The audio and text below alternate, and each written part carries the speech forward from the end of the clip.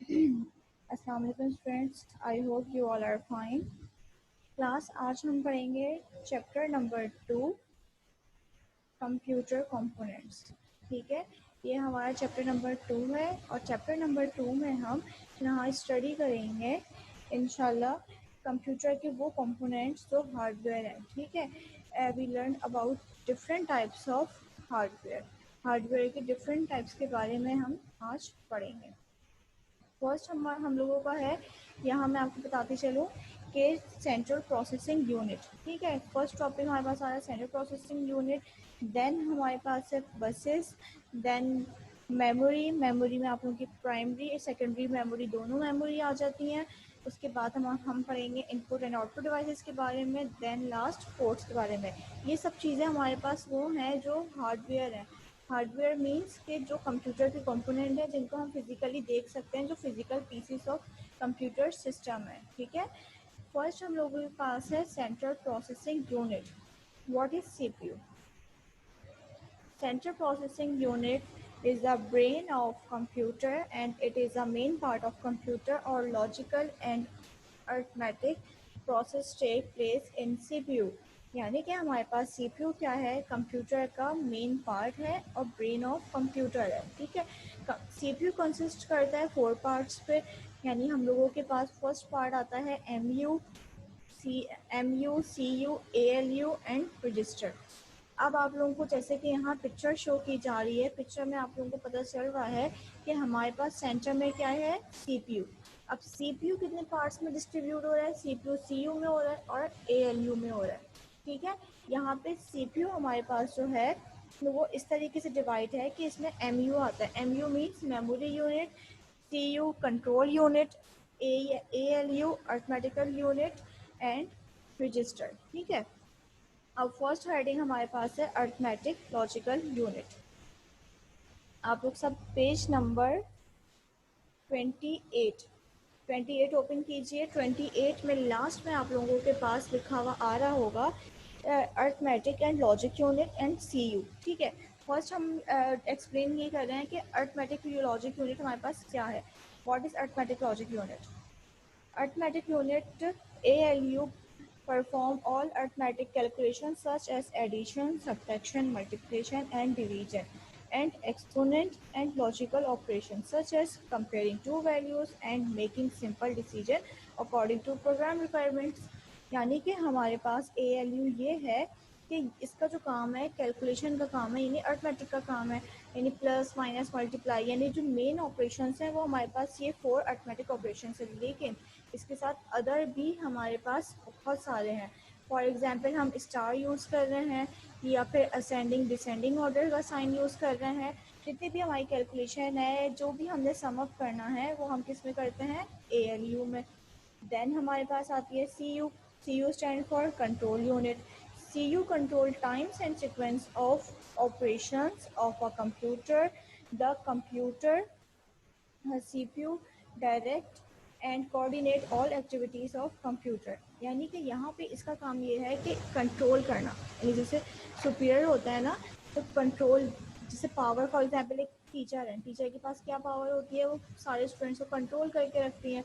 इसी तरीके से जो CPU है हमारे पास, उसमें जो CU का पार्ट है वो कंट्रोल यूनिट है। ALU का मतलब तो ये है कि वो ऑपरेशन यूज़ कर रहा है, यानी प्लस माइनस डिवाइड। ठीक है, CU का है जो कंट्रोल करिए, कंट्रोल क्या करिए, कंट्रोल करिए इनपुट एंड आउटपुट डिवाइसेस को, कम्युनिकेशन बिटवीन ALU MU को, यानी कि कम्युनिकेशन मतलब कि जो उसमें ऑर्डर या एग्जीक्यूशन हमें रन कोई वर्ड करवाना, कोई काम करवाना होता है, तो वो ये है कि ALU क्या करेगा या MU कहाँ करेगा। ठीक है, यानी इन सबको जो लेके चल रहा है वो CU लेके चल रहा है। ठीक है, हमारी डायरेक्शंस जो होती हैं अर्थमेटिक की वो हमें बताता है, यानी CU का काम हमारे पास कंट्रोल करने का है कि मेमोरी हमारे पास इस तरीके से, फॉर एग्जांपल कोई चीज़ रैम में जानी है, रोम में जानी है, तो ये कौन ऑपरेट कर रहा है, ये CU ऑपरेट कर रहा है।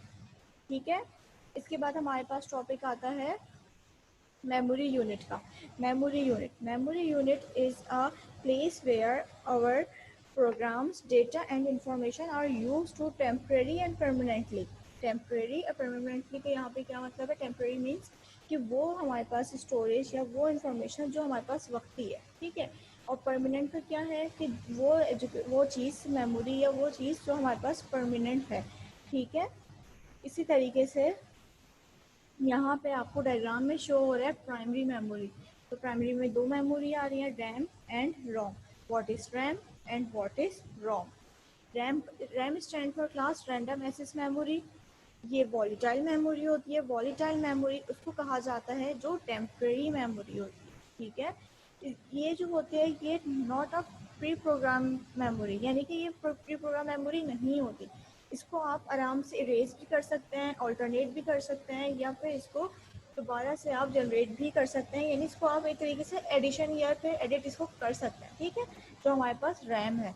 अब इसी के बराबर में आपके आती है रोम।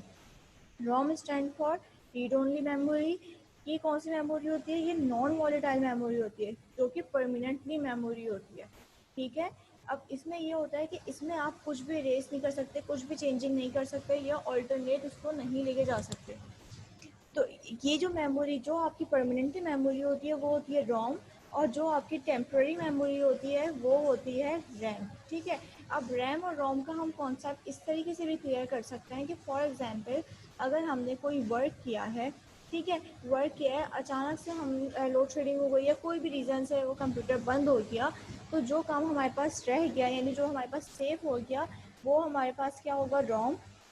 और जो हमारे पास ख़त्म हो जाएगा, फॉर एग्जांपल अगर हम पेंट या फिर कोई भी एक्सेल पे कोई भी हम वर्क काम कर रहे हैं, तो वो जो हमारा सेव रह गया है तो वो हमारे पास क्या है? रोम। और जो हमारे पास ख़त्म हो गया है, यानी जैसे लाइट चली गई या वो दोबारा अगेन नहीं हमें मिला, तो वो हमारे पास टेम्प्रेरी मेमोरी, ठीक है। ये आप लोगों का कॉन्सेप्ट था रोम का एंड रैम का, ठीक है। अब यहाँ पे मैंने आप लोगों को इस कंप्यूटर के डायग्राम से सीयू आप लोगों को बता दिया। सीयू मीन्स कंट्रोल यूनिट, यानी कंट्रोल जितना भी कर रहा होता है। ALU means arithmetic logic unit. Arithmetic से याद रखिएगा वो ऑपरेशंस प्लस माइनस डिवाइड या फिर जिसमें भी हम लोग की कैलकुलेशन हो रही होती है, ये वो वर्क करता है ALU। अब उसमें असेंडिंग डिसेंडिंग ऑर्डर कोई सा भी चीज़ हो तो वो जितने भी कैलकुलेशन वगैरह है, जितने भी मैथ्स वर्क है, वो सारा CPU में ALU के पार्ट में हो रहा होता है, ठीक है। प्राइमरी मेमोरी में हमारे पास ये काम होता है कि क्या चीज़ हमारे पास सेफ होनी है या क्या चीज़ हमारे पास सेफ नहीं होनी, ठीक है। इसी तरीके से दो कॉन्सेप्ट आप लोगों के रहता है इनपुट एंड आउटपुट डिवाइसेस के। अगेन मैं आपको रिपीट कर दूं, इनपुट डिवाइसेस वो डिवाइसेस होती हैं जो डेटा एंटर करती हैं, आउटपुट डिवाइसेस वो डिवाइसेस होती हैं जो डेटा आप लोगों को डिस्प्ले करती हैं, ठीक है। यहाँ तक हमारी डायग्राम भी एक्सप्लेन हो गई है और हमने दो कंपोनेंट्स के बारे में पढ़ लिया है, ALU एंड CU।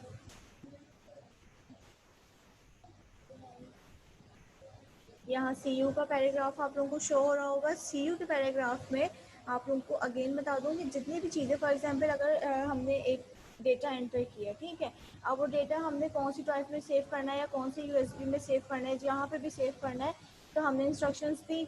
अब जो इंस्ट्रक्शंस दी वो रन कैसे होंगी? वो रन CU कराएगा, यानी CU को ये बात समझ में आएगी कि इस हम पिक्चर को, फॉर एग्जांपल मैंने एक पिक्चर एक सेव करना चाहिए, ठीक है।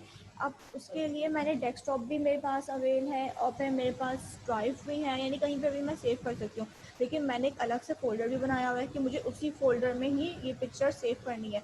तो मैंने जब फ़ोल्डर की इंस्ट्रक्शंस दी तो उसने जो फ़ोल्डर को रन किया है, तो ये काम किसने किया? CU ने, क्योंकि मैंने CU को ऑर्डर दिया, मैंने कहा ये वर्क मेरा यहाँ सेव होना चाहिए, ये काम मेरा यहाँ सेव होना चाहिए, तो उसने वो काम मेरा वहीं सेव कर दिया, यानी CU ने सारा कंट्रोल संभाला हुआ है। अब फॉर एग्जांपल एक जगह से मैं एक पिक्चर कट करके दूसरी जगह कॉपी कर रही हूँ, तो वो काम कौन समझेगा? CU।